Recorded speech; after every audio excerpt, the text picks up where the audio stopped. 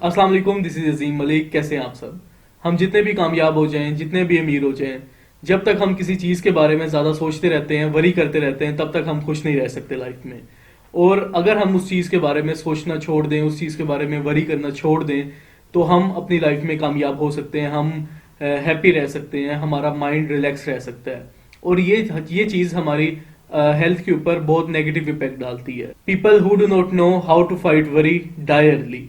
70% लोग जो साइकेट्रिस्ट के पास जाते हैं, वो लोग अपने आप को खुद ही ठीक कर सकते हैं अगर वो अपनी दो चीज़ों पर काबू पा लें। सबसे पहली चीज़ फियर, सेकंड थिंग वरी। इन दो चीज़ों को अगर काबू कर लिया जाए तो आप अपनी काफ़ी हद तक बीमारियों को दूर कर सकते हैं, क्योंकि ज़्यादातर बीमारियों का ताल्लुक आपके ब्रेन के साथ होता है। और जब तक आपका ब्रेन रिलैक्स नहीं होता, तब तक आप किसी भी बीमारी से छुटकारा नहीं पा सकते। और ये आगे जाके आपके स्टमक डिसऑर्डर्स, आपके हार्ट अटैक और आपकी नींद को इफेक्ट करते हैं।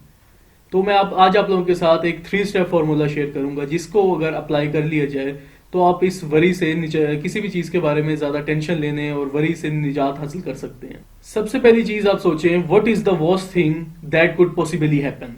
मतलब कि अगर जो आपसे नुकसान हो गया है या आप पे कोई टेंशन आ गई है, सबसे उस कंडीशन के अंदर सबसे आपके साथ बुरा क्या हो सकता है। मैं एक मिसाल से आपको समझाता हूं। अगर मेरे से मेरे दोस्त की गाड़ी का एक्सीडेंट हो जाता है, तो उस सिचुएशन के अंदर सबसे बुरा मेरे साथ क्या हो सकता है कि मेरा दोस्त मुझे मारेगा, या मेरा दोस्त मुझे बुरा भला कहेगा, या वो आखिरी हद ये होगी, वो कहेगा कि मुझे पैसे दो, मैं इस गाड़ी की रिपेयरिंग करवाता हूँ, या मुझे इस गाड़ी को रिपेयर करवा के दो। इससे ज्यादा वो मुझे जान से तो नहीं मार देगा ना, इससे ज्यादा हद कोई भी नहीं हो सकती। तो सबसे पहली चीज, उस सिचुएशन के अंदर आप सबसे बुरा आपके साथ क्या हो सकता है, उस चीज को सोच लें। सेकेंड थिंग ये कि mentally accept the worst possible outcome.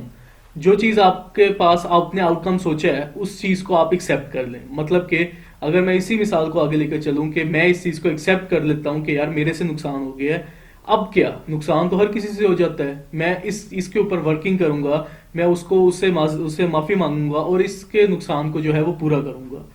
जब आप एक चीज को एक्सेप्ट कर लेते हैं तो आपका माइंड रिलैक्स हो जाता है, आप काफी बेहतर फील करने लग जाते हैं। थर्ड थिंग हमारे पास ये है कि try to improve the words. जो चीज आप लोगों ने एक्सेप्ट कर ली है, उस चीज को अब हल करने की कोशिश करें।